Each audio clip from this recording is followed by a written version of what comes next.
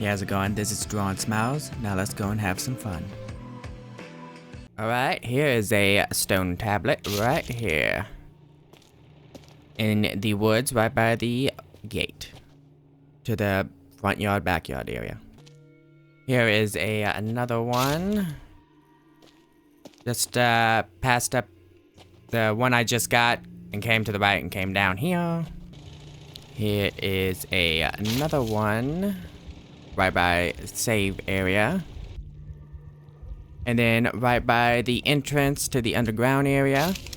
On the nature of a reanimated corpse, I can still remember the day the Grand Master realized he was dying. It was impossible not to notice. You could see it in his gaunt face, his haggard breathing, and in the increased grimaces of pain wherever he went. He tried to hide it all from us, but his desperation and misery were difficult to mask. His disciples, of course, did not want him to die, not when they were so close to finally unlocking the secret to immortality. There was a heavy price to be paid for immortality, a sin so grave it made his disciples shudder at the idea that they could commit such an act and still have it be in vain. They had hope, even if they knew it was naive, that the eldest might realize their efforts and intervene on the Grand Master's behalf, but the Grand Master did die, and the Order mourned him. Still, many did not let their grief cloud their judgment. If they could not prevent their revered Grand Master from meeting the Silent, then perhaps there was still a chance they could snatch him out of the Silent's clutches and bring him back to life once more. They summoned the Golden Lady for her help in a ritual that required a sacrifice so vile that day was left undocumented. Using her vigor, they brought the Grand Master back from the brink, but when the Grand Master returned amongst the living, his body kept decaying. Initially, the disciples had all rejoiced in their success, but later realized this wasn't the kind of immortality they were hoping for. The Grand Master's rotting body was running on borrowed time, and eventually he succumbed to death's cold grasp. The disciples and the scholars were disappointed and dejected, lamenting that all their efforts and scheming had gone to waste. However, they were presumptuous and prideful to assume they could fool a... Oh, look at that. There's a tomb right behind me.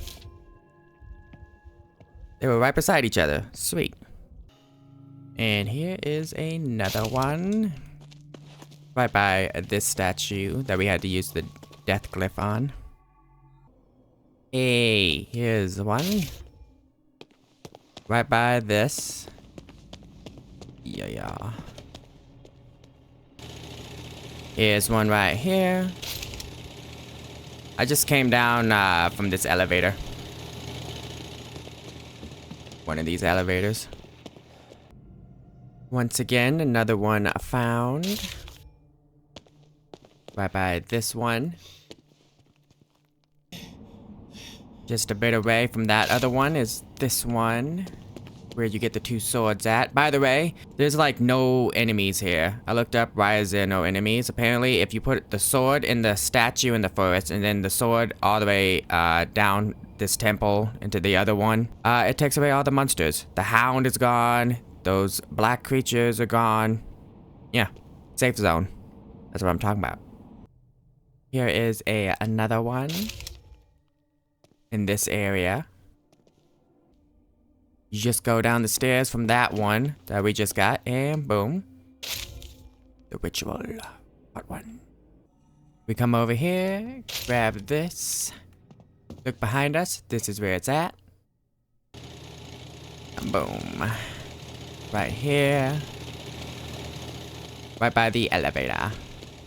And just a bit away on this is this one.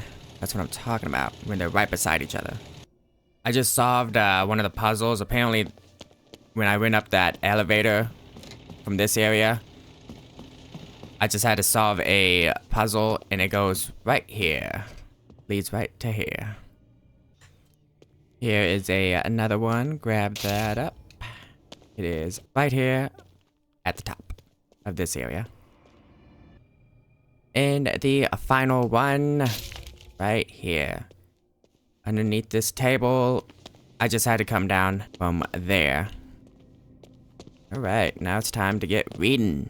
The research, part 1, ... The extensiveness of the abilities attributed to the artifact hasn't been thoroughly tested on stronger subjects. For the most part, the results have been underwhelming, with a majority of the subjects expiring sooner rather than later. The methodology I employed is rather simple. The captured subject exposed to the artifact and forced to use it for a short period of time that increases daily. Most subjects didn't make it past the first day. I suspected that my methods were failing me. Between the tremendous stress of kidnapping and the torture, which I still deemed as a necessary evil to this day, I wasn't receiving the results we had initially hoped for. After I finished with the current control group, I will update my methods. Currently, the documented side effects across all subjects were of increased paranoia, insomnia, and loss of the notion of time. There weren't considerable variations between subjects, but I do believe they fall on a negligible margin of error. The artifact remains the most effective against weak minds.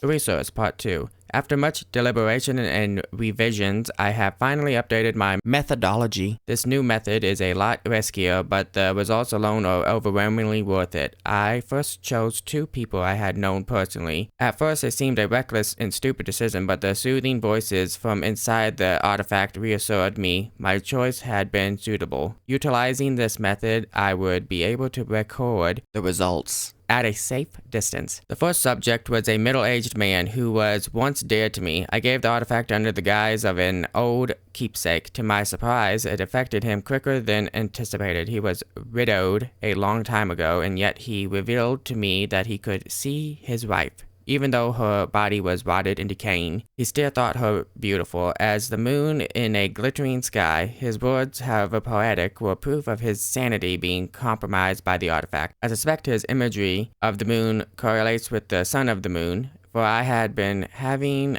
similar thoughts myself. The subject died 2 days later, sanity gone. He shot 2 children and then hung himself. I observed this and then collected the artifact after it would have been more efficient to simply shoot himself. But I wonder if maybe the slow death was a way of seeing her one last time, one last kiss before oblivion. The resource, part 3. The second subject was surprisingly more resilient. I chose an elderly woman who lived alone on a hill who I often helped with chores and groceries. It was important I kept up appearances as to not garner suspicion. She appeared fairly healthy considering her age, though she seemed to be suffering from the early stages of dementia. In truth, I had expected her to fare worse than my first subject, that she would only survive a couple of hours at most. Presently, she has been exposed for the artifact for 27 days and counting. Her mental health, however, has been steadily declining. She has called the police 15 times in the past 2 weeks with claims of hearing strange and disturbing sounds in and around her property. I assumed it was due to the associated paranoia and hallucinations in correlation to previous subjects. However, it seems the amulet itself reacted differently to her, as its effects didn't seem as strong as it did with previous subjects. The resource, part 4. ... I find myself craving the amulet in a feeling I can only describe as close to lust.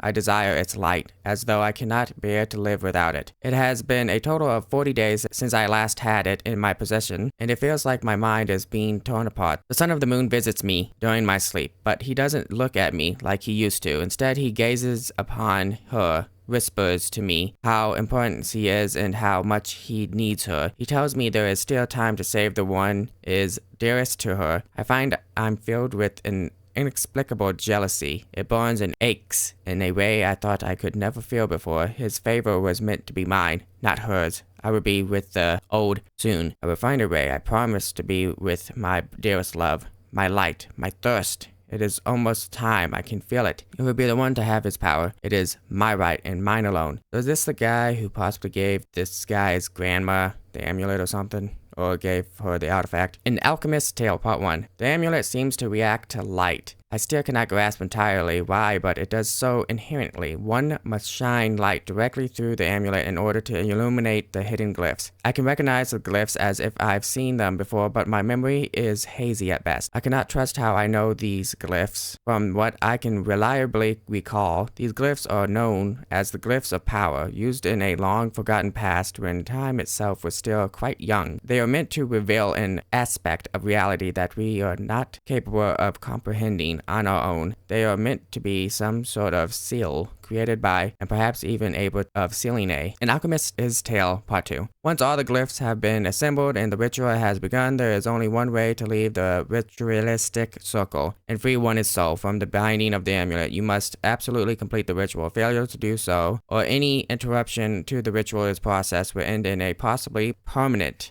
irreversible binding. One must also cast the spell. Though not just any old spell would do, it must be the spell passed down from the first of our kind. The amulet contains the power source necessary to absorb the seals that bind the door to the other realm. After absorbing the energy of each glyph, you must then learn them. Each glyph has a unique spell of its own, as they contain the essences of the undying, and must be handled with utmost caution and specificity. By learning the glyphs in their true form, it allows the one who casts the spells to be able to comprehend the design of all things and to unequivocally seal and open the doors to all the other realms and the many universes. An Alchemist's Tale Part 3. When I had first started the ritual, I was mostly unaware of what I was doing. It is one thing to read and learn about the ritual, but another thing entirely to experience it. When I used the first glyph, it felt as though I was being commanded that my body was no longer my own. I saw things, inexplicable things. I think the amulet was showing them to me. Perhaps they were visions. There were people morphed into unrecognizable aberrations. Things I could only conjure in my most repulsive nightmares. After some time, we thought we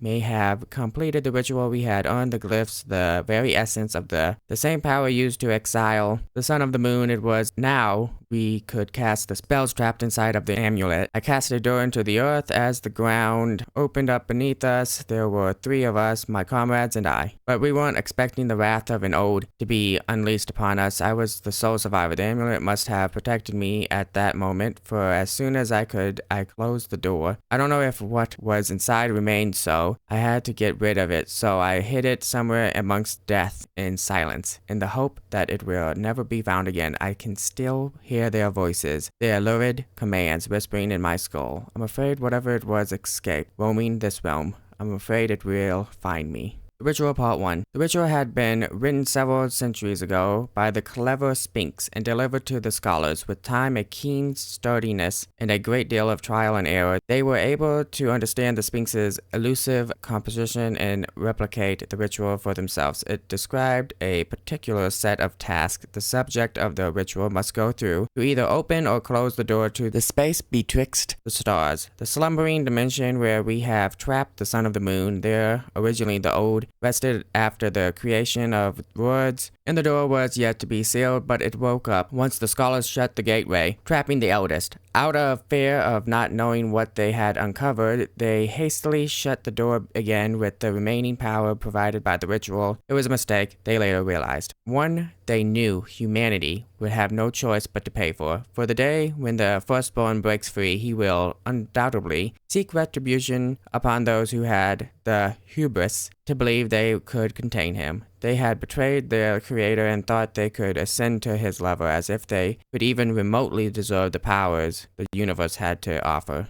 The Ritual Part 2. There's only one instrument that is an absolute necessity for the ritual. It is called the catalyst, and within it lies a piece of the eldest himself, the very seed of his soul. Fueled by the eldest's essence, it contains the power of being able to translate the glyphs into runes. These runes originate from the language of the primeval ones, a language that predates time, so much so that even the son of the moon could not decipher them. These runes are said to be the origin of the spell. The amulet and the sacrifice of the heart can either open or seal the door to the space betwixt the stars, the realm elder, also called Astral Wasteland. As the catalyst could not be destroyed by any mortal means, there used to be gods who were charged with the great responsibility of keeping the catalyst safe. They were chosen for their unbreakable will, but even with their unyielding determination, the catalyst was too strong.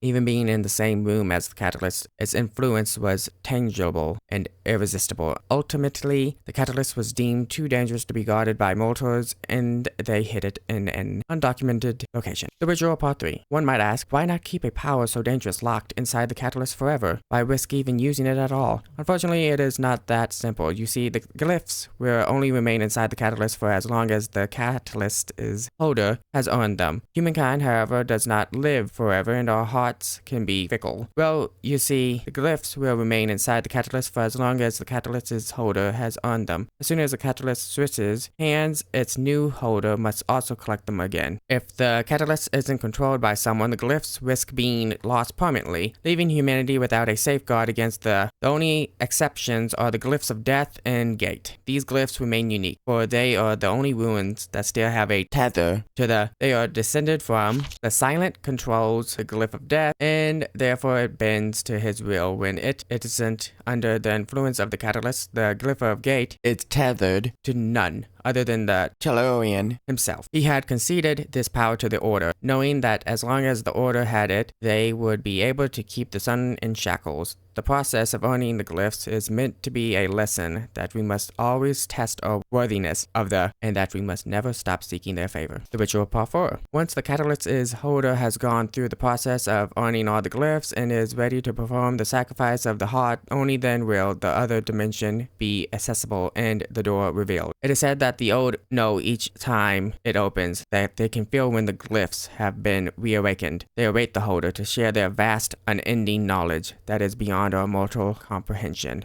We will always strive to achieve their gifts. After all, humanity's first sin was to challenge their creators, and now the Order will seize them. The Scholar in the Door, Part 1. When conversing with the mother of, I asked why humans amongst all the other living beings in the vast universe were so keen on knowing everything. She told me, because humans were the offspring of the Tellurian, we were also doomed to bear his mistakes. Intrigued, I wanted to inquire further about what flaws a being could possess, but time was fleeting, and I could feel myself being pushed back. I was still half awake, and when I went back through one of the many doors and caught a glimpse of something no one else in the Order had seen yet, the Grand Master was eager to hear of what I had learned afterward, to know what I had seen laying dormant inside of the many doors. The Scholar in the Door, Part 2. It was as if I had traversed a thicket of stars, an infinite number of illuminations, against the dark cloth of the skies. I told the Grand Master, doing my best to describe the wonder I had witnessed. With haste, I approached one of the lights, and I saw it was a door. A similar kind of door we use every time we want to speak with one of the old ones. I continued excitedly, overcome with an enthusiasm I couldn't contain. I was completely in awe as I gazed upon the vastness, wondering just how many words were out there, how many there would be after us. Once I had made it through the portal, it was as if I could see all the gateways at once. I felt sick, nauseous. For a fleeting second, I thought I could understand the language of the eldest, that I could see the strings attached to the many universes that composed this reality and that of others. The Grand Master continued to listen patiently, and it felt as though he might have predicted this somehow. I had felt as if I was able to shape a reality of my own making, just like the Tellurian must have once felt, and then I opened my eyes. I was back at the temple, but everything I had seen was still so vivid. All the words I only caught a small glimpse of. It was in that moment I had understood what the mother of the Lady of the Golden Room had said to me. I knew then we were doomed to repeat the same mistakes as the Tellurian. The Scholar in the Door, Part 3. Imagine waking up and realizing you were no longer in your body. Imagine you were a version of yourself waking up in an entirely new world, but yet still so familiar you can barely spot the subtle differences. But if one was observant enough, you might be able to notice it. Imagine that this other version of you was the new you, because upon waking in this new world, the previous you was gone for an eternity. I had a dream like this, in which I sat in the void and could see the multiple dimensions and all its doors in this void, seemingly constructed as a catacomb. Of all my former selves, I realized how I had been one of many. I could see all of those versions of me that had come before, that had died, only to be reborn again in the same form, but yet nearly imperceptibly divergent. After discussing the dreams, the Grand Master requested that I document my findings and to continue to visit the void and familiarize myself with all all its intricacies. He asked me to write in a language I was wholly unfamiliar with, and when I informed him of this, he asked me to drink an elixir I had not known was in the order is possession. Allow the Sphinx to write through you. He told me simply, and I obeyed. I know what you might be thinking, that I was perhaps under some sort of drug,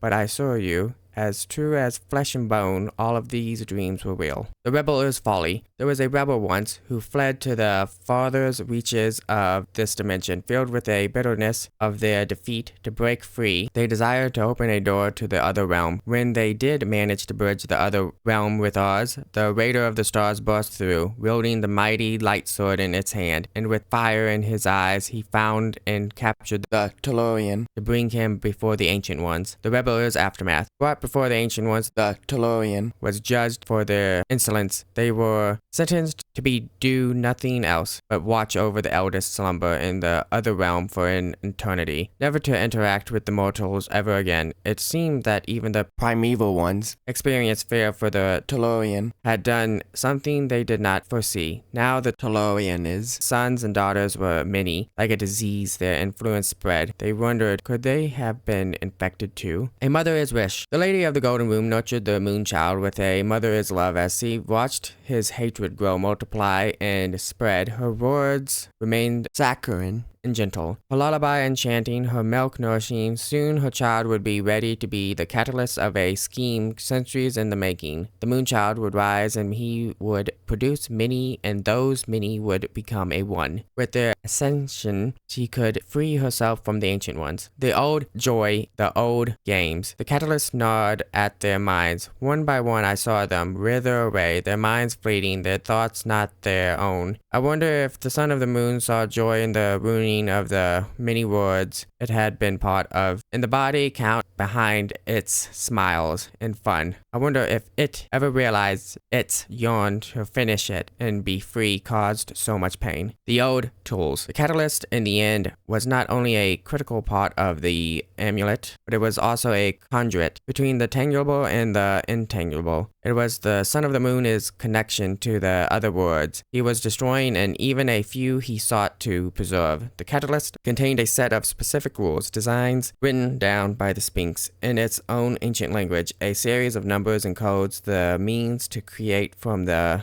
original creators. But the son of the moon was just one, and there were many more who sought the catalyst. The son of the moon is flaw. Long ago, the Sphinx forged an amulet made of pure metal. It was meant to serve as a link between the source of the son of the moon's might and the puppet master persona he created, a tangible link between his true being and his actions, making a once invulnerable touchable. It was forged with the metals of another world, another realm, and it emitted a faint glow from the unstable magic it contained. The Grand Master is wisdom. Time is meaningless to the old, he declared as the scholars amongst him nodded in understanding. The ones who unfortunately fall into their merciless hands are doomed to the regiment of the code, to live an endless cycle of rebirth. The scholar is curiosity. The scholars revered the Grandmaster, for he had seen and heard things they could only imagine. He had traveled through the other realms, witnessed the presence of. In his dreams, he had told the scholars little as the Grandmaster had demanded discretion on the subject. What little he did reveal to us made our minds race with fervor. The whispers and shouts of a language unknown, sounds foreign to us in every way. The imagery of a man with silver hair and a silver sword, how he met a pointy-eared child and a blue fairy, how he had barely escaped a gargantuan creature, things as tall as him. The vision of a widow trekking through the ashes of a ruined city, her eyes covered by black cloth, how there always seemed to be the embers of a fire burning in the distance, signaling yet another purge, a cleansing. The Grandmaster is truth. I remember when the Grandmaster had begun editing the ancient text and asking us to do so as well. He believed it was important to catalog and build a more comprehensive version of the facts. It didn't take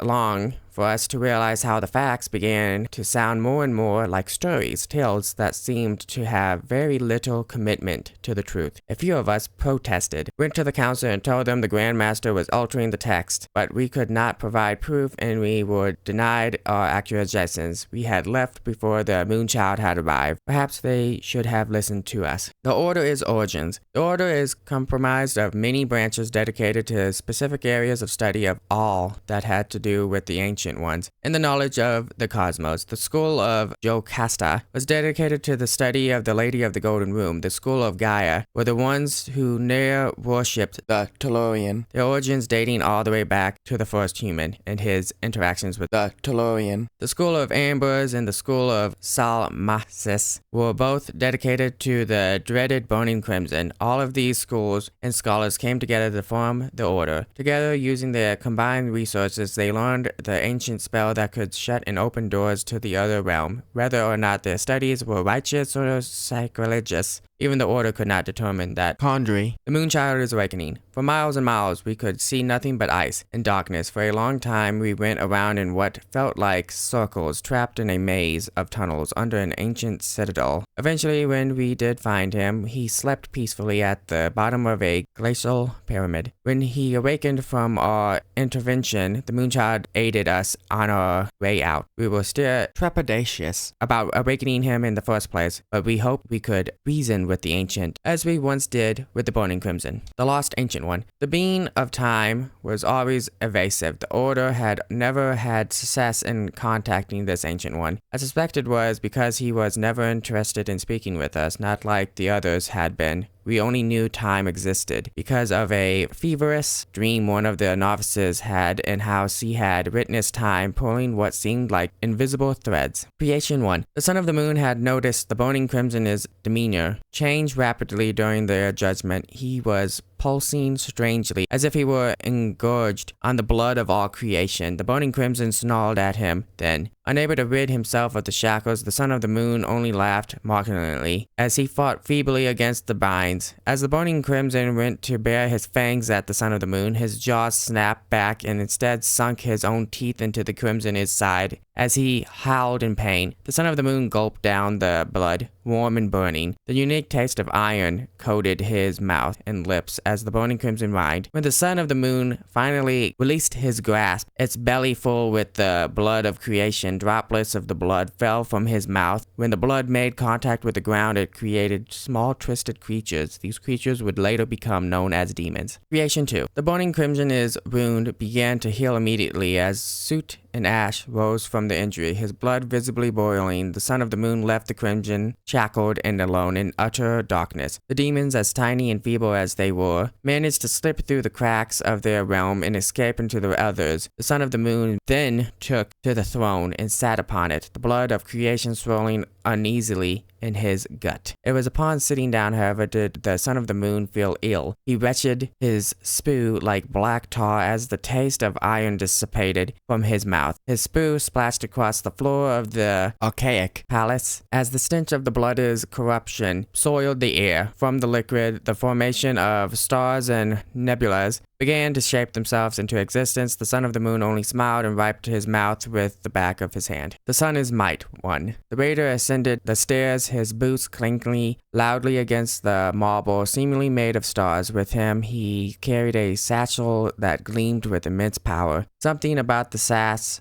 seemed to fight against him, but the raider only silenced its protest. At the top of the stairs, a lone star stood, brighter than all the rest. The raider could hear the humans rejoicing over the star as it was the source of all their light and life. The raider paused in front of it as he opened the satchel within it. A blinding light ruptured and eclipsed the star. Quickly, the raider grabbed onto the star to subdue it, as whatever magic that lay in the satchel transformed the magic, revealed itself to be the light sword, and while it tried to resist the raider, it was too weakened to do so. The Sun is Might 2. The raider then took the light sword and with a violent swing plunged the blade deeply into the star, and it broke in half to reveal a life-giving luminescence at its core. The raider took the light and placed it into his satchel, leaving the light sword impaled into the dying star. Turning his back to the star, He climbed onto his tentacled steed and rode away. Having satisfied his lust of pillaging, the light sword swayed and wriggled its way inch by inch out of the star, and as it did so, the star's light finally faded. The longsword hoped that one day it could be free of this cycle and stop being a pawn in the Ancient One's machinations. Summoning one, they sat together by a dwindling fire, its warmth barely enough to pierce the chill of the eve. The shadows danced behind them, stalking their movements. The four men huddled together, their long robes rippling in the wind. They sat in silence as they waited until something small and feeble cried out from the fire, wrapped in a blood-soaked sheet. "I hope we are not wrong," one of the men said. A harsh wind battered his shivering form, and he winced as he stood. The other three observed as he produced a jewel-encrusted dagger, its blade shaped like a fang. The man carefully approached the bundle in the fire and cut it free from its bindings. The sight of what rested beneath made the man scowl. Summoning two, a being unlike any they had ever seen, simultaneously grotesque and divine. It shrieked loudly at the intrusion. The others immediately covered their ears, but the man did not flinch, though he could feel the warm blood trickling from his ears. The abomination shrieked again, and he drove the dagger into his chest. As the sun met the edge of the horizon, it twitched as it struggled to remain living for a moment and then became limp and lifeless, its blood soaking the already damp cloth. With the dagger still stuck in its chest, the men lifted the creature as one. They raised it towards the sun as an offering. They could only hope their offering would be met with praise.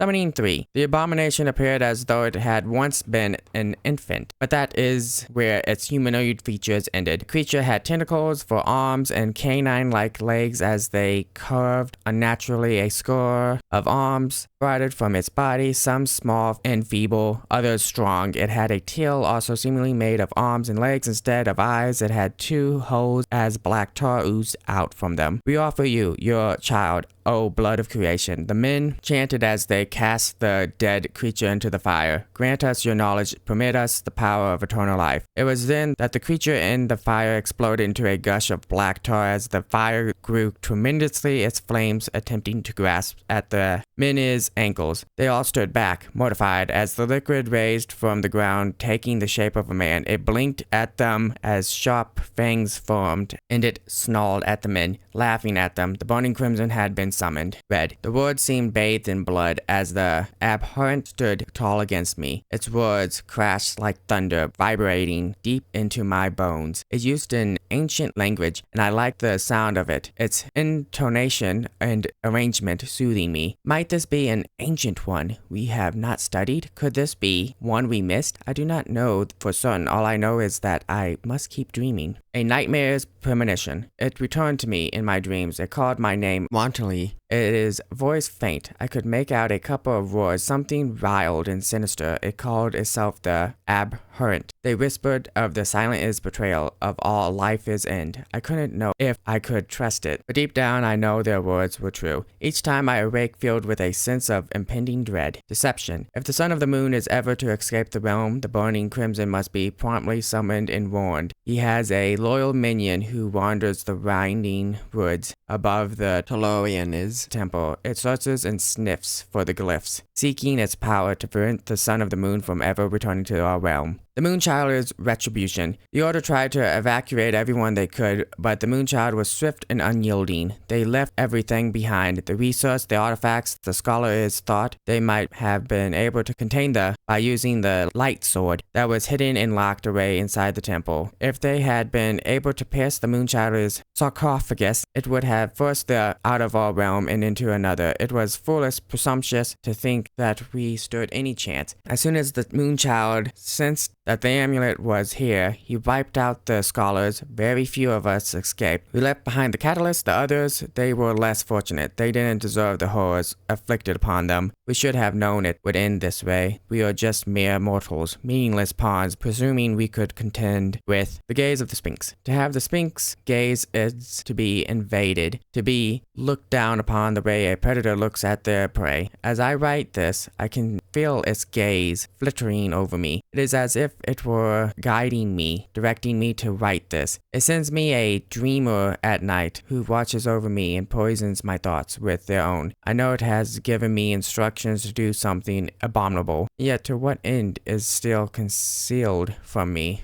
The ones who programmed us, they know how the Sphinx calls out to it, for the Sphinx is one of their designs. Its arms sculpt a new illusion of a world with the dreamer as its puppet. Ours is not the only world out there. Once long ago, the Sphinx enjoyed watching the many worlds and the dreamers within them. There was one man, in particular, that brought tears to the Sphinx's eyes. He was surrounded in gold, free to traverse through unknown worlds. The man, too, was told to finish it, and Sphinx already knew that the man's fate was sealed. The Dream Weaver. The dreamer has always been able to see the many worlds, an infinite number of universes in the form of blurry images and fleeting sensations. After the dreamer has rested, they remember their dreams and share them with others in the form of fables. The dreamer is also a weaver. They may not always recognize how much they know about these words and the way they function. It can still traverse them, experience their wonder. It is a rare gift. Thank you. Thank you for visiting me in the false dream. It wouldn't have been the same with you, Ode. May we find each other again in the next. So long. And now I enter the other world. I have run out of time of dreams. /1. Question and everything. Think for yourself. Throughout all of human history, our species has faced the frightening prospect of never knowing who we were and why we were here, or where were we going in this ocean of chaos known as existence. It has been those who had given themselves power, the authorities, the political and religious organizations, the education system, who used their rules, regulations, and order, forming for us a fragile sense of reality. But it is not our true story. To think for yourself, you must question authority and allow yourself to be put in a state of complete vulnerability and open-mindedness. It is chaotic and confusing to begin anew, to remove the shackles of their reality. Think for yourself, question everything. /2. Alex is suffering and you are the reason why. You made him feel this. It is your responsibility. He is in pain and it is because we told him he was. We programmed the concept of suffering into his simulated consciousness. It was our choice. If he believes what he was told is the absolute truth, that there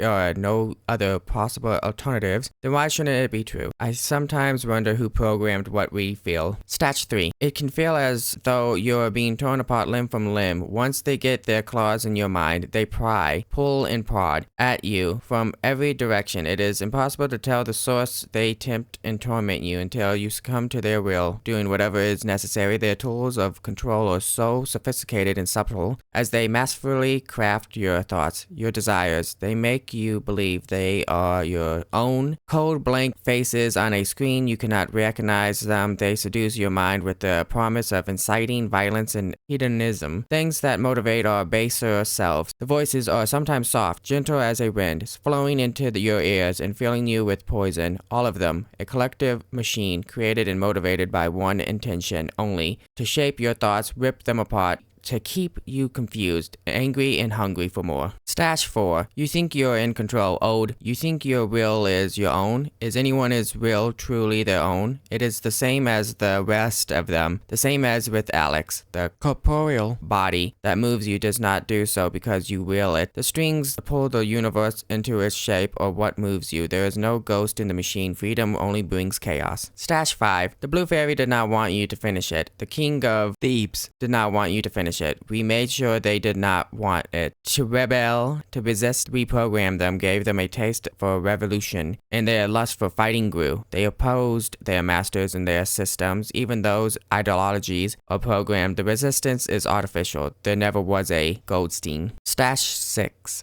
Freedom was never a choice, an illusion at best, constructed for us to keep us complacent, just as it is with the Sphinx. We were never designed to be free. We only believe we are liberated because we can make choices, but even those are limited. We are servants to the predetermined mechanisms of our minds. /7. None are more delusioned and hopelessly indoctrinated than the ones who believe that they are free. We are trapped inside of a simulation, inside of a simulation, inside of a simulation. If there was a maker of all that there is, then who created the maker? Where does it begin? Where does it finally end? And that is all of the collectibles that I still had to find and get and read. That is the rest of COLINA Legacy. Alright, that's going to be the video for today. If you enjoyed the video, feel free to subscribe, like the video, and hit the notification button. Until next time, God bless.